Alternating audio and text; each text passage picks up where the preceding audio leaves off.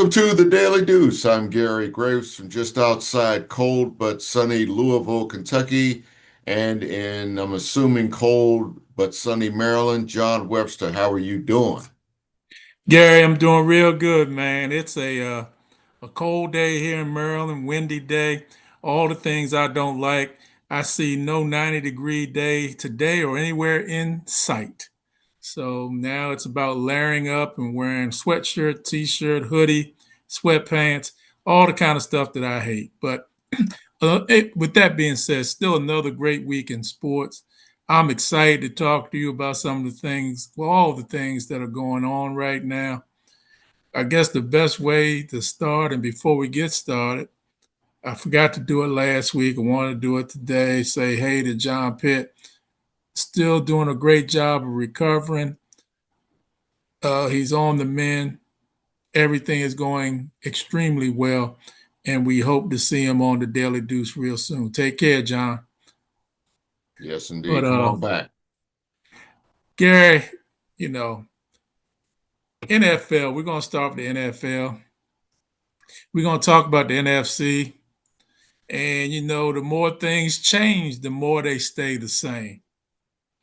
Dallas is still Dallas. Commanders lose again.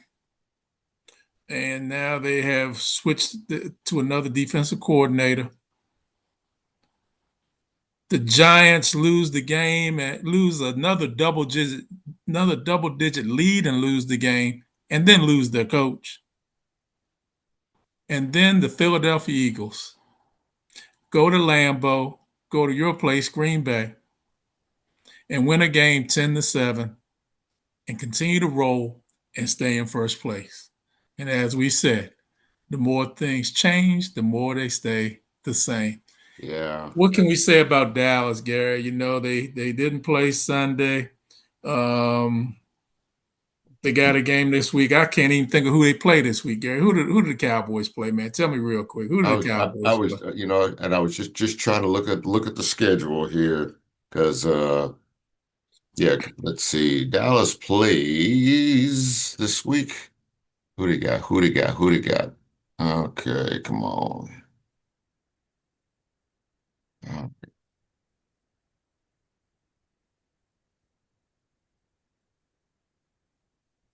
Well, as I call that up, I'm just gonna say with Philly watching that game last night. I guess on the one hand, it was kind of the same old with the Eagles in terms of, really struggling to find offense. Like both of them struggled pretty much the whole daggone game to find offense, and it finally came to them in the fourth quarter to both. More for Philadelphia. I mean that fake that Saquon Barkley put on Carrington Valentine, who played at Kentucky, was just it was just gangster. Mhm. Just absolutely gangster. Um, This is the last time we've had a Philly Green Bay game and they didn't score any points in the first half.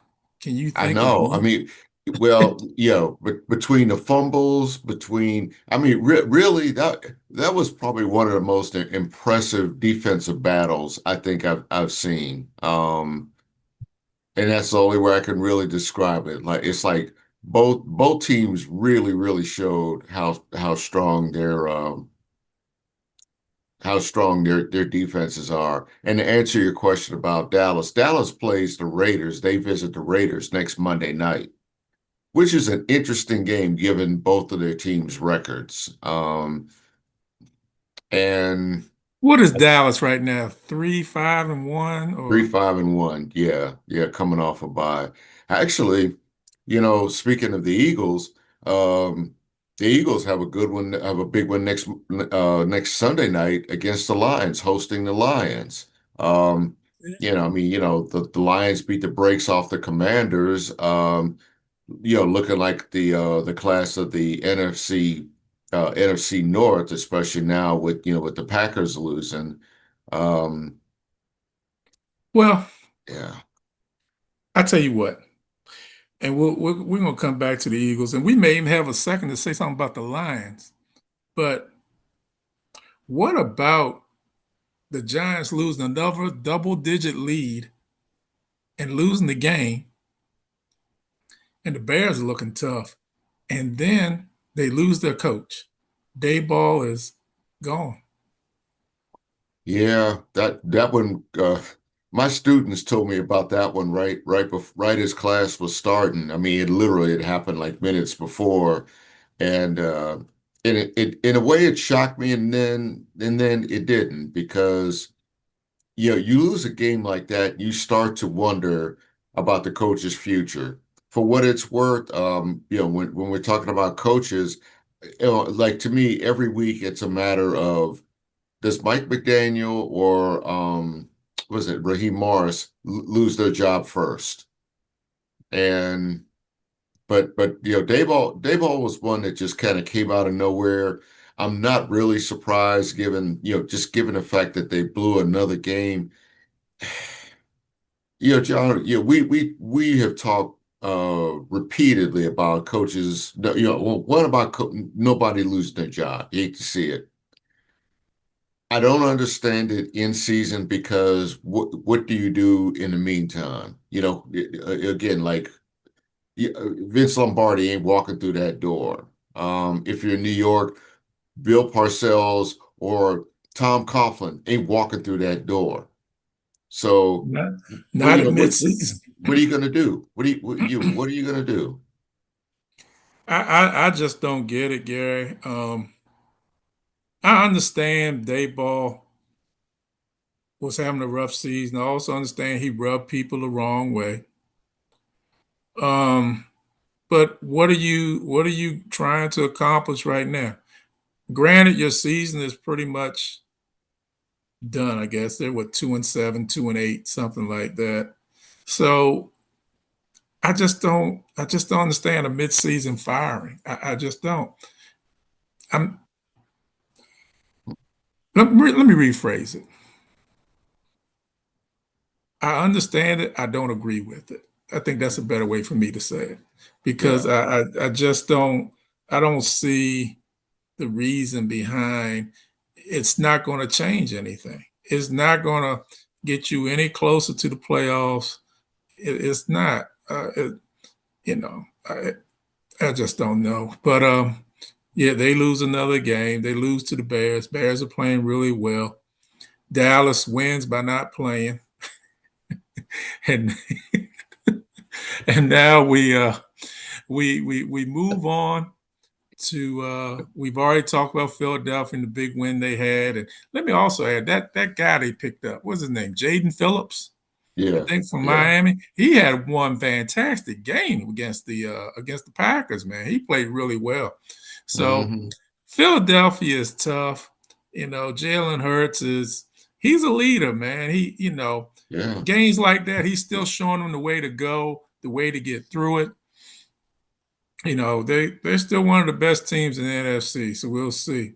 yeah. But But but now let's. I'm sorry, Gary, I cut you off. Go ahead. What are you gonna say? well, no, one last point is like, Philly is been playing this way all season. We always feel like they're tempting fate, but they're just resilient. That's all you can say. To go to Green Bay, one of the toughest places to win, not really look that good offensively, and still got out a win. I mean, again, you could say in a game like that, they never trailed, and and they held on, but. The thing about Philly is that they're not playing their best football, and yet they still win a game. So again, that says a whole lot about them. When they really start to put it together, that's when I feel like they'll really be dangerous. And again, Saquon Barkley showed some signs that he's about ready to take charge because he ran hard last night. He ran angry last night, and just just really kind of showed it's like, okay, yeah, defenses are geared to stop him in one way. He's trying to find another way. He is bullish. He is bullish. And of course, he still has moves. That was an old-fashioned football game last night. They played Hmm. it outdoors. They played it on grass, and it was cold outside, and it was a slobber knocker, and they were hitting the mess out of each other. That's the So, word. it was a good thing, man. It was a pleasure to watch, man. It was a pleasure to watch.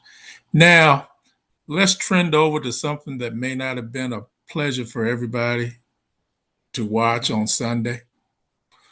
We're gonna do like we always do, Gary. I'm gonna let you lead off, and then I'll have a few things to say to follow up. The Washington Commanders lost another game. They lost to the Detroit Lions 44-22. Fifth straight loss for the Commanders. They're now 3-7. Yeah. I gave you a lead in, Gary. Go ahead and do your And thing. and John, right now, I know they play Miami on Sunday somewhere overseas, but Spain. John, huh? Spain. Oh, that's right, Barcelona. Um, if they win that game, and that's a big if, that might be the last game they win this season. John, we have to come to the realization this could be a double-digit loss team. You know why? One, they can't stop anybody. Two, they can't score. I mean, and that's the pattern that we've seen these last 5 weeks. They can't do anything. Even if Jaden Daniels was healthy and he's not. We don't, if we see him the rest of the season, why? That's my biggest thing. Is just why. This season is lost. And I was driving yesterday and kind of thinking about, where the season is for a lot of teams. And it's really weird that here it is. It was the first weekend, second weekend rather, of November. And if you're in Washington, you're already thinking about next season because you have to. That's a sad state of affairs.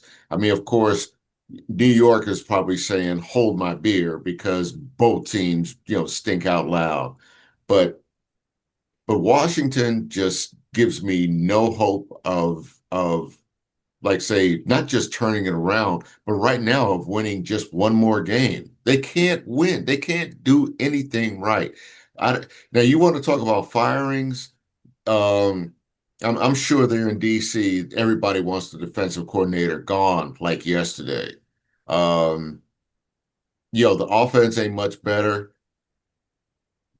And that's probably the only instance where I feel like a midseason change is in order. The thing, like you just said, it doesn't make sense because it doesn't really light a fire under teams unless it's like a popular coach that guys rally around, players rally around or something, and they play better for this guy. But do you see that happening in Washington and New York? I don't. Well, as always, you bring it strong to the mic, Gary Graves. First thing I'll say with Washington, they are struggling, really struggling on defense. Can't stop the pass, you can't stop the run. I think I'm repeating what I said last week. It's rinse Jameson, and repeat every week. yeah, Jameson Williams. I watched him on one route, and the defensive back gave him 7 yards. Because they're worried about him going past them, and they don't have anything, I guess, in the back to get it over top. Um, Deron Payne got thrown out the game early. He had some kind of run in with Alma St. Brown or St. Mara. Amon-Ra St. Brown, yeah. Yeah, yeah.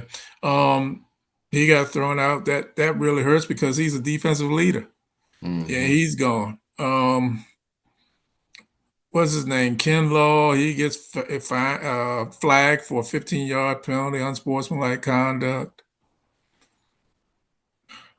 Let me put it. I still got more to say, but let me put it in a neat bow for you. Detroit, I think, had 9 possessions.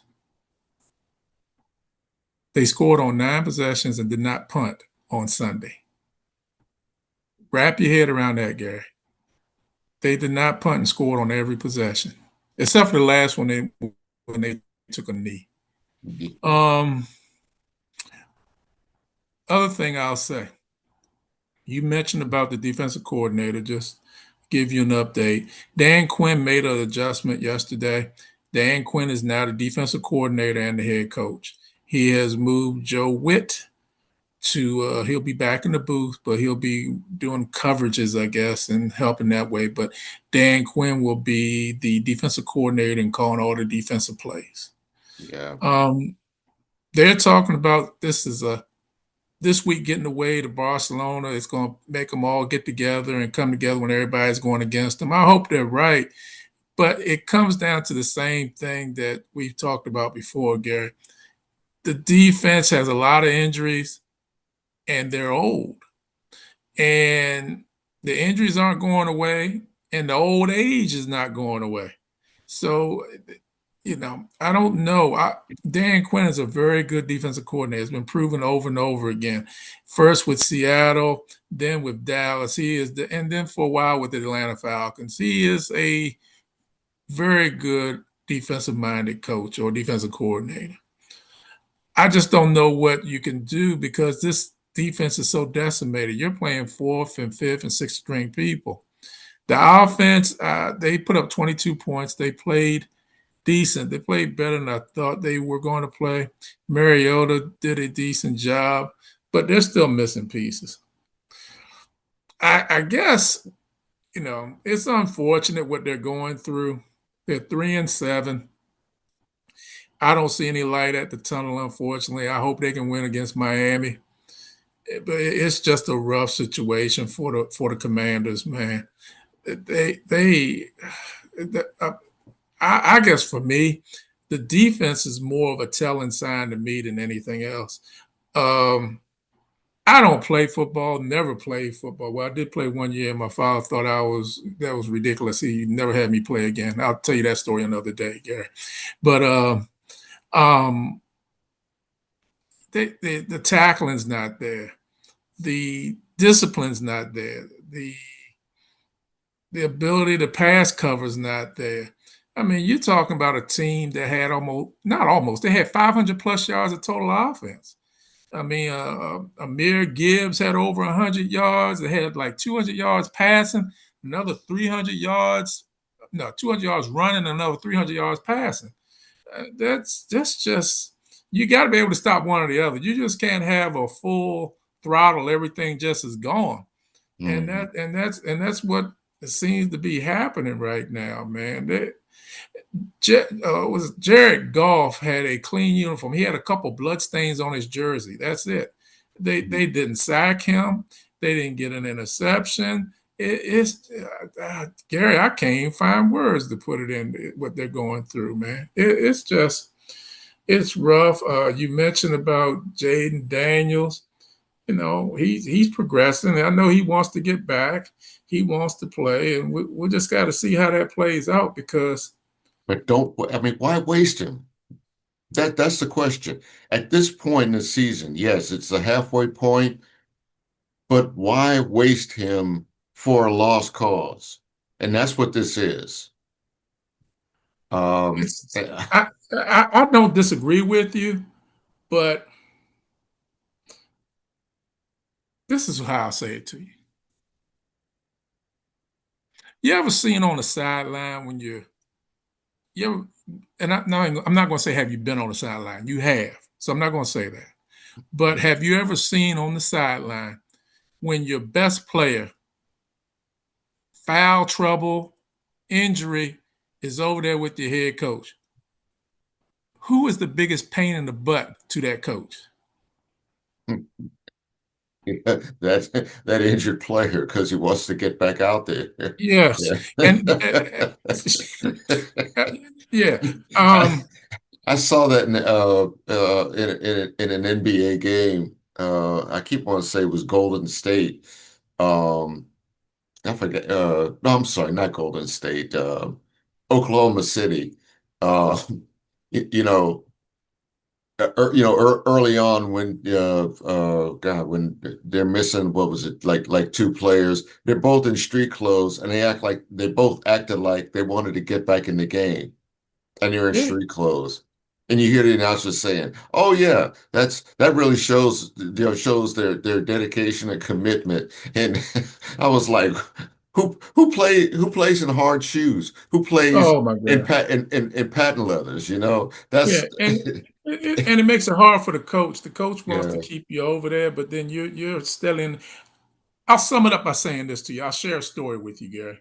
1985, the Bears are playing the Washington, what they were known then as the Redskins. It was the Bears Super Bowl year. Early in the game, the punter for the Washington team gets injured. They're coming to the sideline, and Joe Gibbs is trying to figure out who's going to punt, who's going to punt, what we're going to do. And Joe Theismann is steadily saying, I can punt. I can get it done. I'll be the one to punt. And Joe Gibbs is still looking and still thinking, who can I go to? Who has a high school punter or something? Theismann steadily walking behind him. I can get this done. I can punt. I can Mhm. punt. So finally, Joe Gibbs says, okay, you go punt.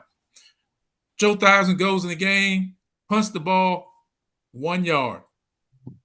So again, you have people in your ear, and sometimes to get them out of your ear, Mhm. you may do something you shouldn't do, which is put them in the game in the wrong situation. That's Yeah. all I'm saying with Jaden Daniels. I know Jaden Daniels is a soldier, and I've said before he is a leader.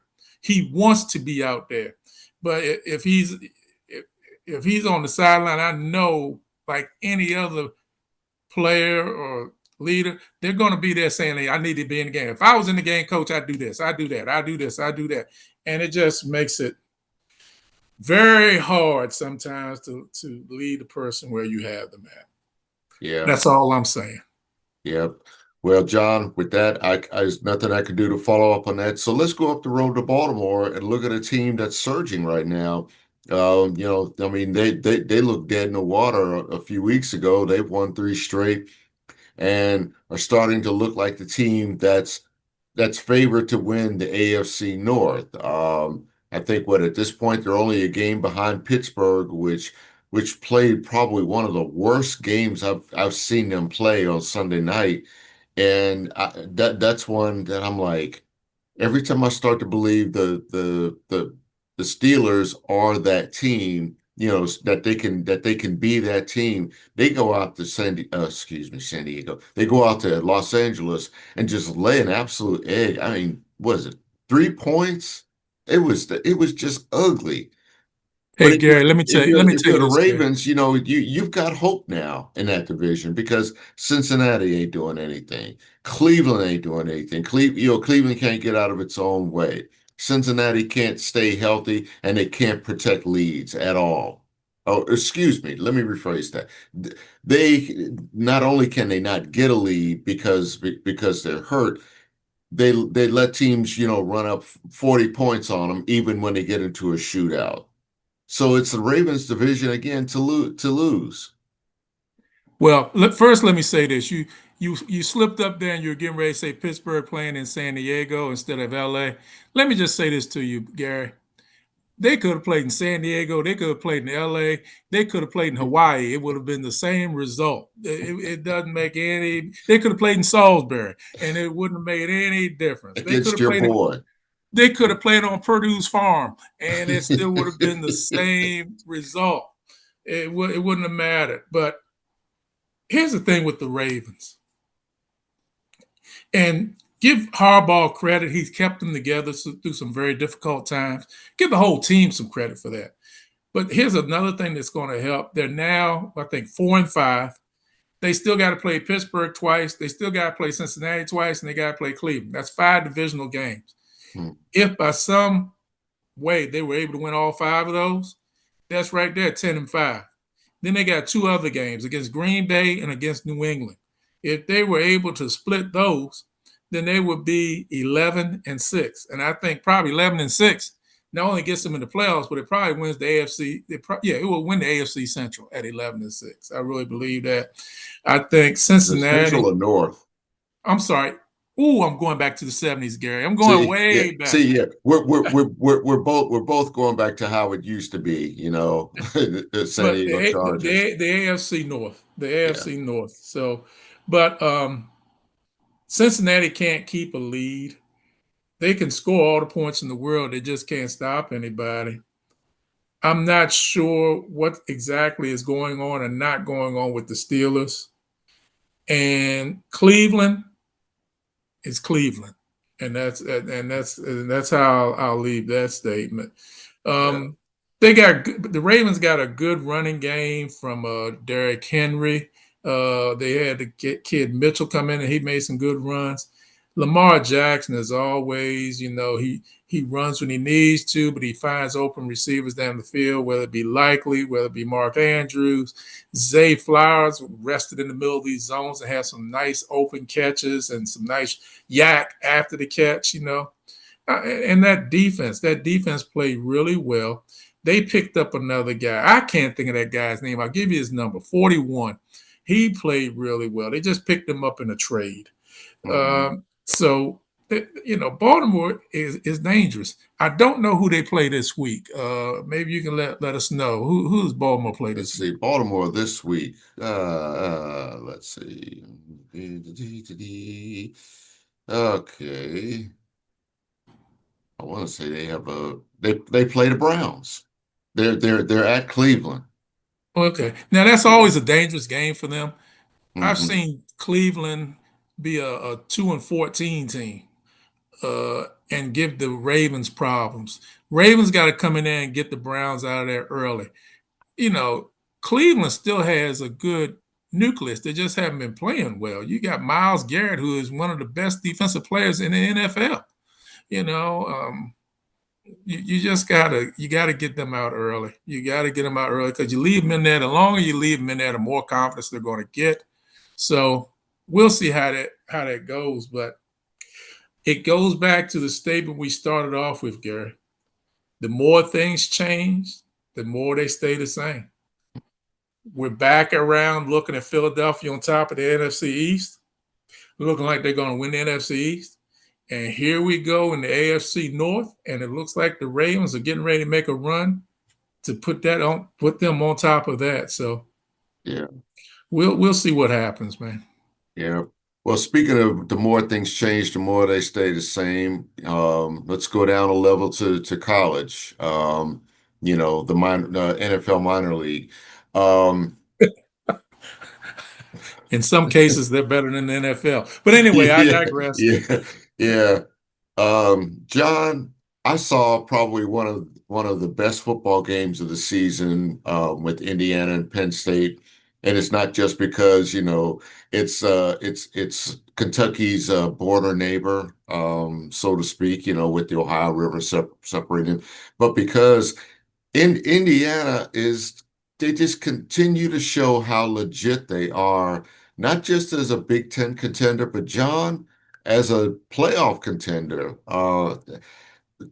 You say what you will about Penn State and its struggles, and yeah, it's obvious that team had struggles that really predate what was happening under James Franklin. Yes, he's responsible for it, not anymore, but that really illustrates a lot of problems with that program. I mean, Penn State just looks bad right now, but they gave Indiana one of the toughest games I think I've ever seen. You always felt like at home they were going to be they were going to do something to get back in the game because Indiana was ahead, but they weren't dominant. You couldn't get really that double-digit lead to really, give them, to give themselves a cushion.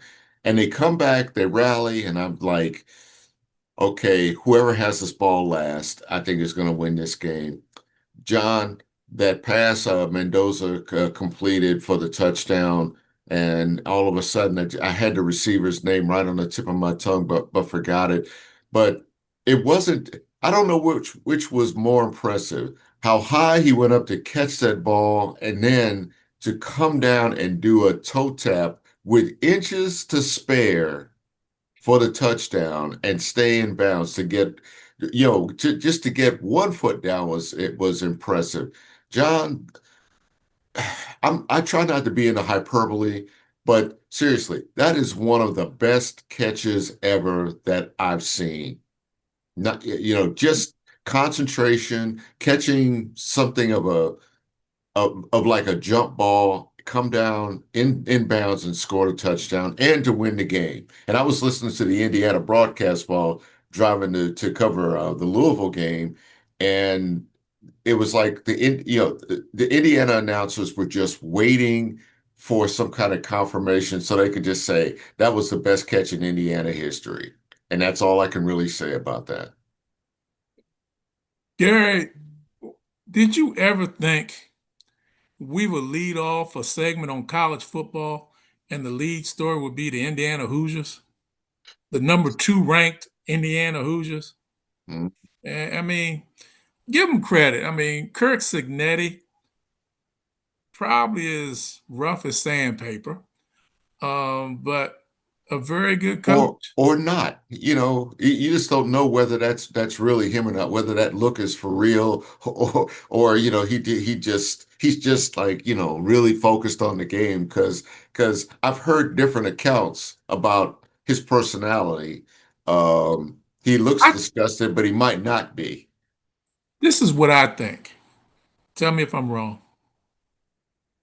I agree with you. That's the persona he gives. But I think when those doors close, those guys get to see another side or the real side of Signetti. I think he's a very protective coach of his players. I think he makes his players hard nosed, and they always think it's them against the world. And I think that's the persona he shows.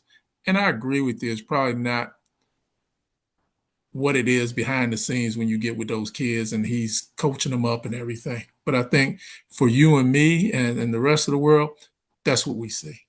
So Yeah, yeah.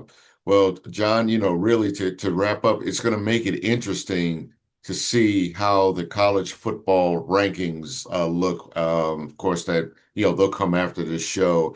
I don't really anticipate any changes. It's probably more the bottom half of the rankings that will change, that will shuffle. But like I said, that top 12, I feel like will remain in place. Maybe Alabama goes up a notch after beating LSU, and of course, because of time, we hadn't even had a chance to talk about what's going on in Baton Rouge with really a drama, a soap opera, post Brian Kelly. Only thing I'm going to say about that with LSU is you created this situation by firing in midseason. I'm not a big fan of midseason firings, especially at the college level, because excuse me, who do you bring through? Who comes through that door? Does a defensive coordinator lift that team? You created this situation. It's turning acrimonious. It's not going to end well for LSU. And guess what? Your season might be going off the rails because of that more than because of what's going on the field. well, Gary, I'll ask you, what do colleges see as a benefit to fire a coach in the midseason? What is the benefit? John, 3 words. I don't know. I mean, I really don't know. My class, we talked about that at length, not so much about LSU, but at Kentucky and Mark Stoops and his contract. It's a big money buyout. Of course, we know Brian Kelly hopefully is getting a big money buyout. I mean, he's scheduled to get like a $50 million parachute to leave there or not, depending on these quote unquote negotiations.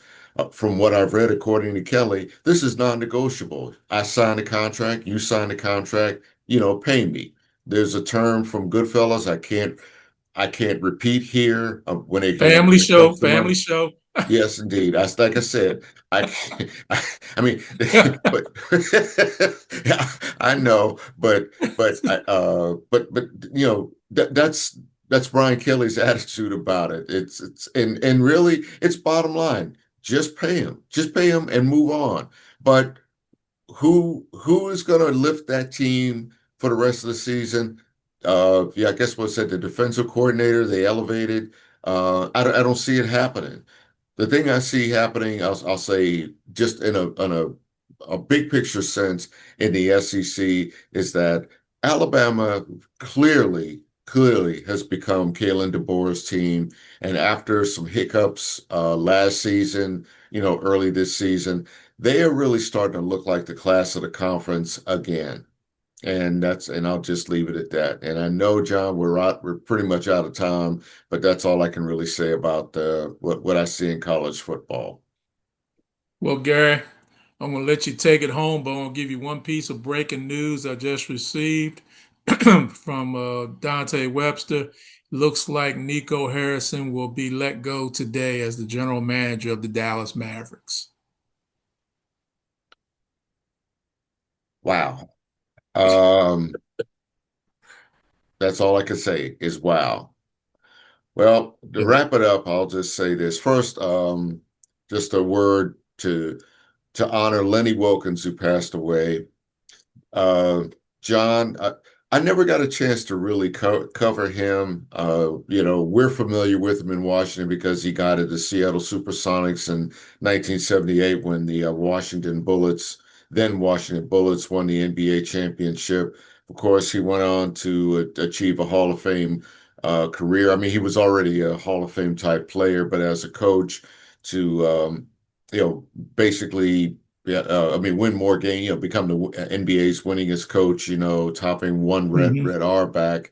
And, sadly, he's passed away and he leaves a lot of memories. Really, I don't know whether to remember him more as a coach or as a player because, um, I mean, I was young watching him play in Cleveland and just thinking, he was a heck of a player, but he showed himself to be a heck of a coach, not just because of his longevity, but because his teams were good.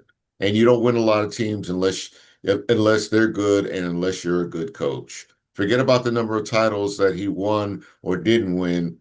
Just think about the fact that he won pretty much everywhere he went. Well said, Gary. Well said. And there's Hey, plenty of sports to watch, folks. Come back and see us. That's the most important thing, to hear us talk about it. hey, another great week in sports, Gary. I enjoyed it again. We ran out of time. Never know where the time goes. But everybody this week, watch some football, watch the Commanders, and hopefully root for them to be able to beat the Dolphins. Watch some college football. Notre Dame has an unbelievably tough game this week against Pitt. They could actually lose this game, so root hard for my Irish. Watch some soccer, watch some hockey, watch some NBA basketball as well. Also, college basketball start on the men and women's side. Watch some college basketball too. But above all else, just watch some sports. Come back and see us real soon. Take care.